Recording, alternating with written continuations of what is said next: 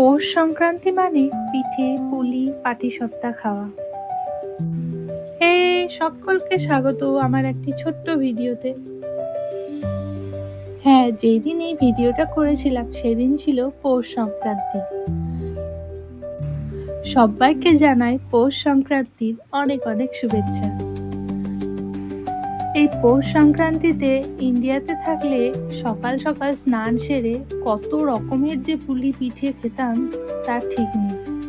আবার কেউ কেউ বাড়িতে এসে পুলি পিঠে দিয়ে যেত, আবার কেউ কেউ আবার নিয়েও যেত। তবে ইউএসএ পিঠে বানানো খুবই সহজ, কারণ প্রায় সব জায়গাতেই আপনি চালের গুঁড়ো পেয়ে যাবেন। পিঠে ব্যাপারটাই এমন, সবাই মিলে পিঠে বানালে তার মজাই আলাদা। প্রথমেই আমি এই দুধ পুলিগুলো বানিয়ে নিলাম। দুধটাকে ভালো করে গরম করে তার মধ্যে এই বানানো পুলিগুলো দিয়ে দিলাম। তারপর এদিকে কিছুটা মালপোয়াও ভেজে নিয়েছিলাম। মালপোয়াগুলো বেশ ফুলেছিল। তারপর কিছুটা ভাপা পিঠেও বসিয়ে দিয়েছিলাম।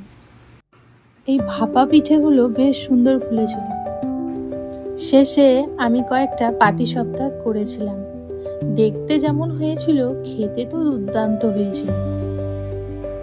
এই ছিল আমার পৌষ সংক্রান্তিতে বানানো কিছু খাবার। পিঠে, পুলি, পাটিসাপটা, মালপোয়া। অন্যান্য উৎসবের মতোই এই পৌষ পার্বণ আমার সবচেয়ে পছন্দের উৎসব। তার কারণ এই পৌষ পার্বণে বিভিন্ন ধরনের পিঠে, পুলি, পাটিসাপটা খাওয়া হয়। সবাই ভালো থাকবেন, সুস্থ থাকবেন। আবার দেখা হবে অন্য কোনো ভিডিওতে। টাটা।